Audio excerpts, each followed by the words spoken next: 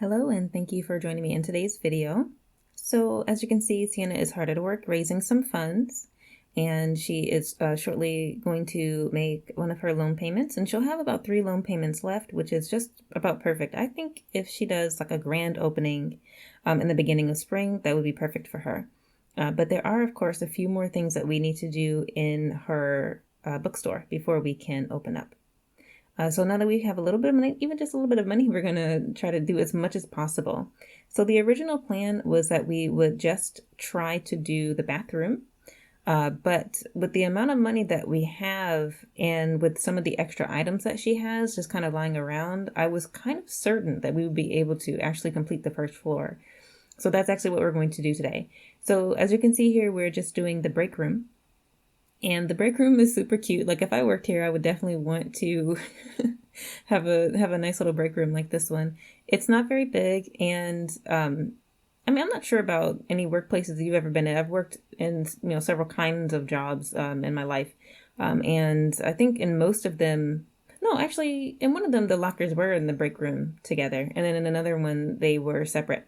I'm not exactly sure how it works usually, but the lockers are going to be in the break room. And of course, they're not really usable, and neither is most of the stuff that's in the break room. I think I do want to put a TV in there because most break rooms come with at least a TV or something. I think most of the jobs I've had that have had break rooms have definitely had a TV. So I will get one of those for the employees to watch. And we do have a lot that we're going to get to in this episode. It's a really productive episode for Sienna. We're sort of doing the finishing touches, and this is especially important because she wants to get some interviews done today. And in order to facilitate that, she doesn't want to, the potential employees to come to a place that's that incomplete. Actually, I had a job like that where I kind of interviewed and kind of started while the place was still like under construction. It was kind of interesting to see how it came together in the end, but I think that for most people it's not a very typical like experience, and I didn't really want that for the people who are going to be working here. I would prefer for them to have a really good impression of Sienna. And here's just a little storage area. It's not going to be very big because, as you can see, the bookstore actually isn't very big. And we are going to redo Sienna's office. I'm not going to show you a lot of the details of the little small stuff, but me forever. I'm not even going to say that I have a lot of CC. I just have enough that it took me forever to figure out what little bits and pieces I wanted to put everywhere. And yeah, this phone is not functional. I like phones. I like clutter. So most of the time I play this game is just so that I can look at the clutter. Can I just be honest? I like clutter. As you can see, none of these things are functional. Wait, maybe that screen thing is like a TV. Of course, the laptop is functional. Some of these things can function as storage or like bookcases or something, but for the most part, nothing that you see here has any purpose. It's just to look nice. And I think it's really cute for her little office. All right, so Sienna's going to make a job posting, and she knows that unemployment is kind of high, so she expects she'll be able to get a lot of people that she can interview before long.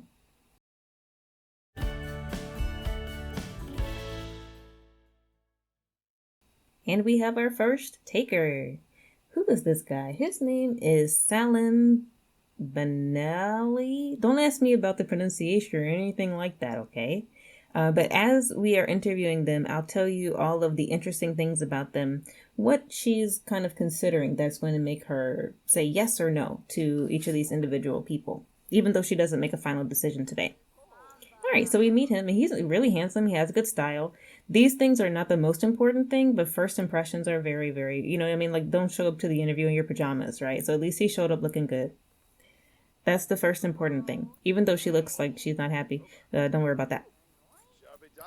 All right, so she sits and talks with him, and the good points about him are that he has writing level 5 and programming level 3, and both of these things, this kind of computer work that he does, the writing that he works, shows that he has a passion for artistry, I guess we can say, creativity and things like that. So he's also very charismatic, and he never puts her off like during the interview, which is very good. So she thinks that he will be a good addition to the bookstore. So next we have another sim. I believe her name is Alice Martin, and she is super adorable. I think I played with her only once before in this game.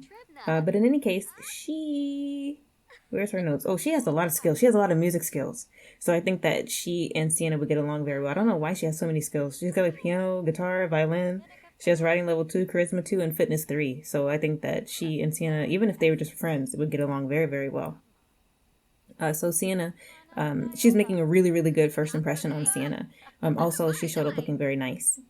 Okay, so next we have this young lady. I believe her name is Becca Clark, and she's one of the university students. But in my game, for whatever reason, she's not in university anymore. She's not in the world anymore. So I just borrowed her for this. And she's one of the least promising people. She kind of was like telling jokes or whatever, and Sienna just wasn't feeling it. I guess they don't really get along so much. I can't find her notes. Where are her notes? Hmm? Writing. Oh no, Celine had writing 8 and video gaming 4 or something like that. And this girl Becca, she has writing 5 and programming 3. I think is what it is. Yeah, sorry, I got my notes mixed up. Yeah, but as you can see, Sienna's not really following along with her. I guess they just don't have anything in common so much, and they're just not really. Well, did they have video gaming in common? She has high writing skills. She probably studied in school, but yeah, it's not really going to work out, I think, with this young lady. But at least she's available. She doesn't have a job or anything. All right, so the last guy, his name is Dylan Sigworth. Now, actually, Dylan is well established in this game, but I wanted there to be another male, and he was like the first one that I found. So I just borrowed him for this. I believe he came with a Strangerville pack. He's already married, he has a family and everything. But I just wanted there to be at least one more male. And let's see, he has charisma 1, cooking 6, gourmet cooking 4. So he just doesn't seem like he's qualified. And so Sienna is not exactly sure why he's here. It's just kind of strange. And the interview is just not really going well. And she is just kind of trying to keep a good, how can I say, stay in good spirits. But yeah, she doesn't think that this guy's the one. So she's kind of leaning towards not him. But of course, she has to take into account how much they're asking for. She doesn't want to lowball anybody. That would be rude. Sina's not that kind of person. Okay, like I said, she's not in it for the money. So if people are asking for a certain amount and she feels like they're skilled enough, they should be able to get what they ask for. That's Sienna's attitude towards this whole thing. But she left the finances up to, his name is not Baka, up to Kohei and Alex. So it's not her decision so much. She has to kind of run it by them and see if she can get the approval for that. And so hopefully they both coincide, who she wants to hire and, how much she can actually pay them. Okay, so Sienna has a lot of considering to do. I think this is really exciting for her, though. All right, so she settles into her office, her newly designed office. It is so nice. I think it's so much better than what I did before. Don't ask me what was going on before. I don't know. I think that sometimes it just takes some time because, clutter takes time. And I didn't want to, bore everybody with all that. But anyway, so she's calling Kohei. She's letting him know what's up. And he's like, okay, just fax me the information, email me the information, and I'll get back to you about, who I think is, more viable in terms of, who we can pay and how much. Especially considering you probably won't make very much in the very beginning. So you might also have to consider only hiring one employee, even though Sienna's really looking forward to working with at least 2 people, one person for the morning shift and one person for the evening shift, and she'll kind of do the afternoon. All right. So we are settling down into the evening, and Sienna's friend Nala. Please don't ask me why I can't remember her name every single time. Sienna's friend Nalani comes over to hang out, so Sienna made some food for them to have. And so Sienna's kind of happy that she's here because there's a lot of things that she has on her mind that she kind of wants to run by her. And so one of the first things is she kind of talks to her a little bit about the people that she interviewed. And Nalani is actually excited for Sienna. She thinks it's a really, really big first step. And she's also really excited to be exploring her friendship with her. And so, knowing that Sienna is getting closer to, step by step, she feels super, super excited for her. So she tells her, judging on what you said before, I think that, maybe the first two candidates seem like they're very good. The Becca girl is asking for only for a little bit. And so since she doesn't have as many skills as the other two, that might be a better, like, she might be better to do. And so Sienna's like, do you really think so? I was really, really hoping for Alice because Alice just seems pretty awesome. But actually, Alice is asking price is the highest out of everybody. She's asking for the most. So Nalani's like, well, the decision is up to you. It's up to you, whatever you want to do. But that's just my advice. And so Sina's like, thanks. And she's like, there's one more thing I wanted to run by you. She's like, yeah, so about Kohei. And Nalani is like, what about him? And Sienna's like, I'm really disappointed, in his. I feel like he's not upholding his end of the bargain when it comes to this relationship. And Alani was like, well, why are you acting so shocked? Why are you acting surprised? I'm pretty sure that you had the sneaking suspicion in the beginning anyway. And she's like, nobody told you to, be dating somebody who you have these bad vibes about. Like, why would you do that? And so Sienna's like, I mean, I get it, but you don't have to like be so blunt about it. And she's like, honestly, you always talk about, Paka every single time we hang out, every single time we're on the phone. So why don't you just go out with him? I don't even understand. And so Sina's like, really? Why are you just lighting into me? Why just let me have it? Why don't you? And so Nalani knows what's up, man. She definitely knows what's up. So Sienna is starting to sort of lean or tilt in, the other direction even more than she was doing before because she trusts Nalani. And I don't think I show it here, but one of her little impressions or whatever of Nalani is that she's good or something like that. I can't remember exactly what it said, but, sometimes they'll give you some insight. Sorry about the glitching and the lagging. I don't know why that happened. But she headed out. But anyway, it shows that basically she's a good sim.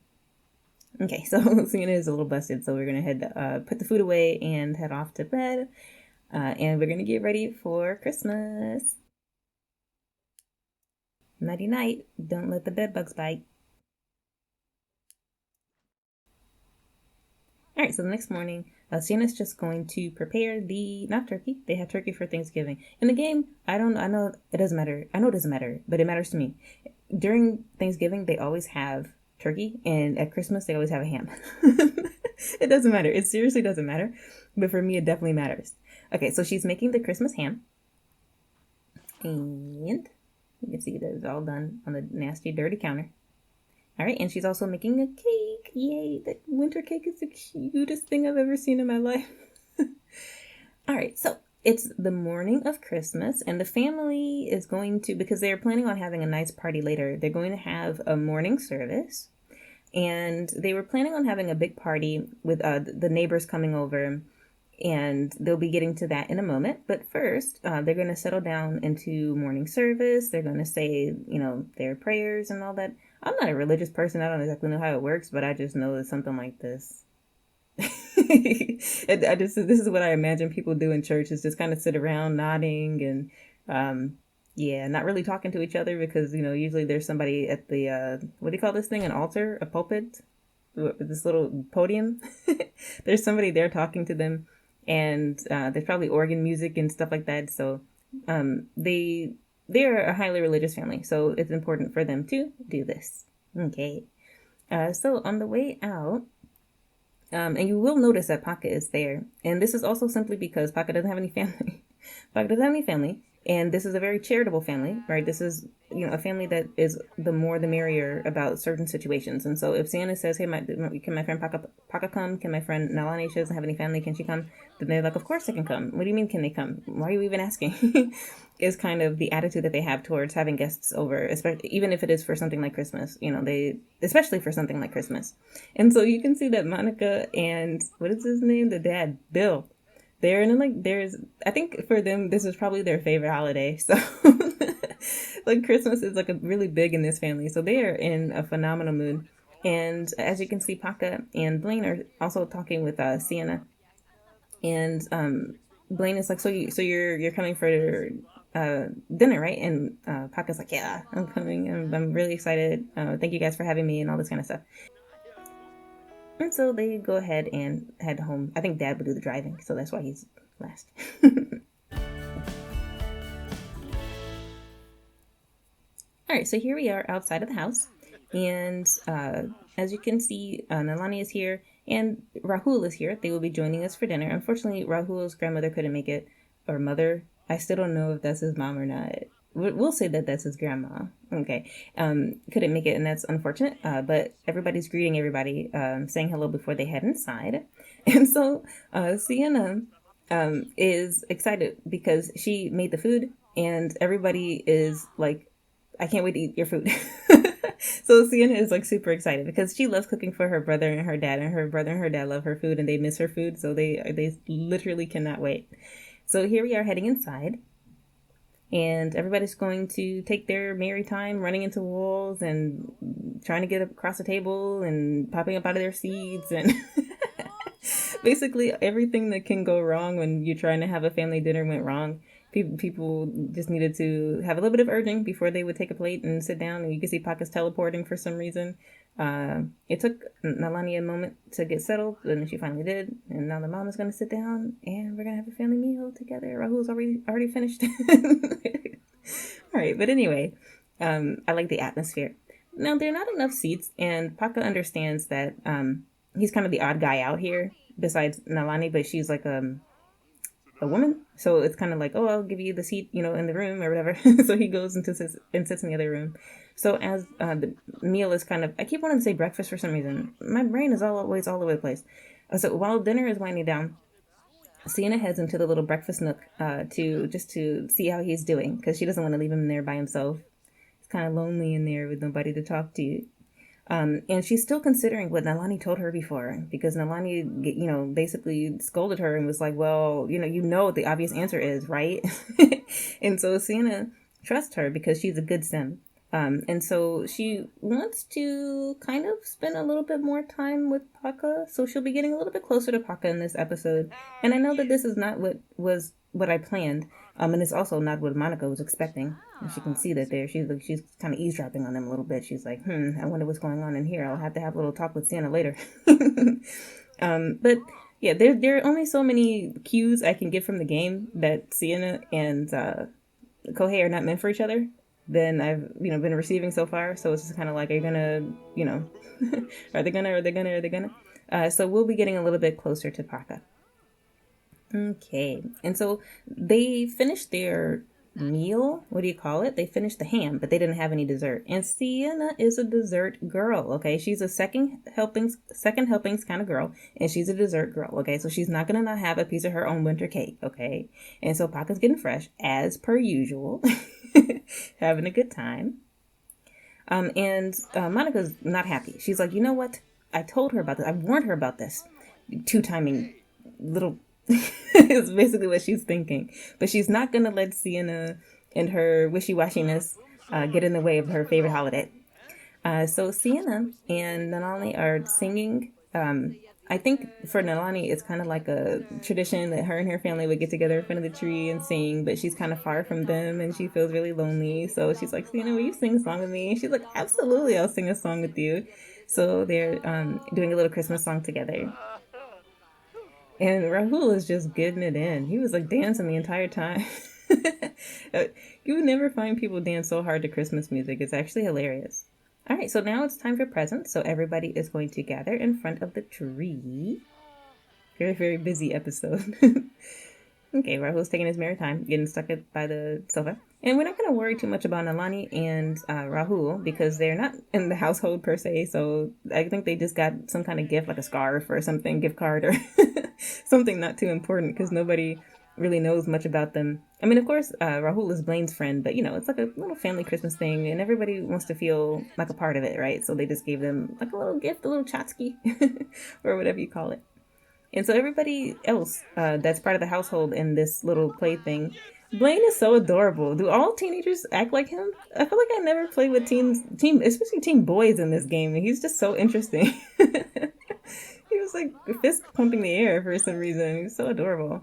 And Blaine and Sienna opened their gift at the same time. I'm not sure why they did that, but they did. And we can see Rahul's disappointed in his gift. But this kind of thing is like everybody should be able to open something at Christmas time. It's that kind of family, All right, so now Monica will open her gift, and in a moment we'll see what everybody got, why they are so excited and happy.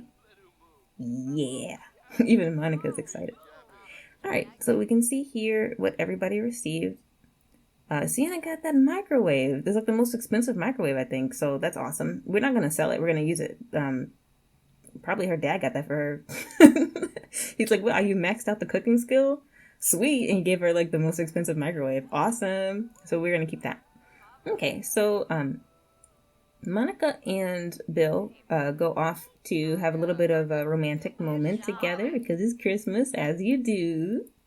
And Sienna, Rahul and Nalani left shortly after the gifts. They just automatically left. I think that was about time in the game for them to leave.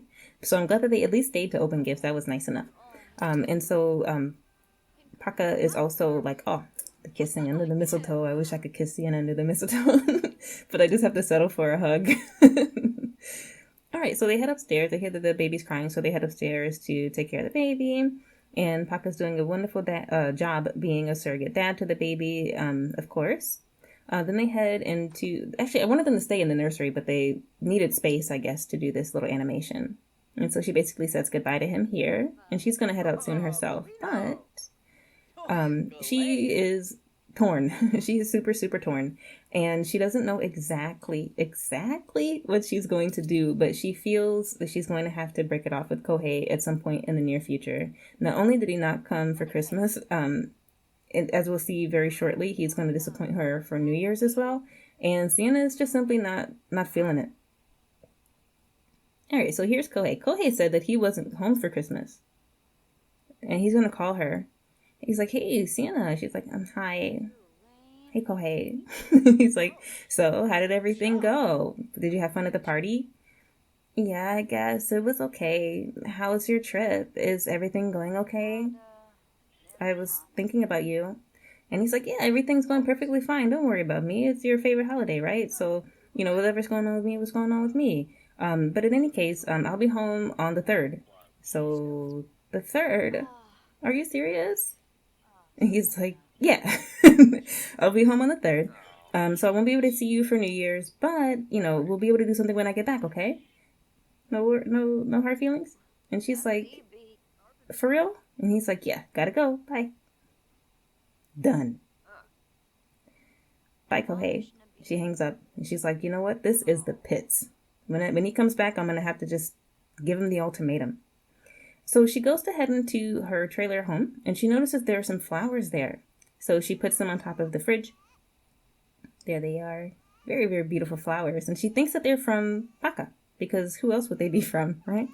And so she cheers up just a little bit. She's like, you know what? We had a fun Christmas party, and I'm not sure how he managed it, but, at some point during the day, he dropped off these flowers for me, and they're so beautiful.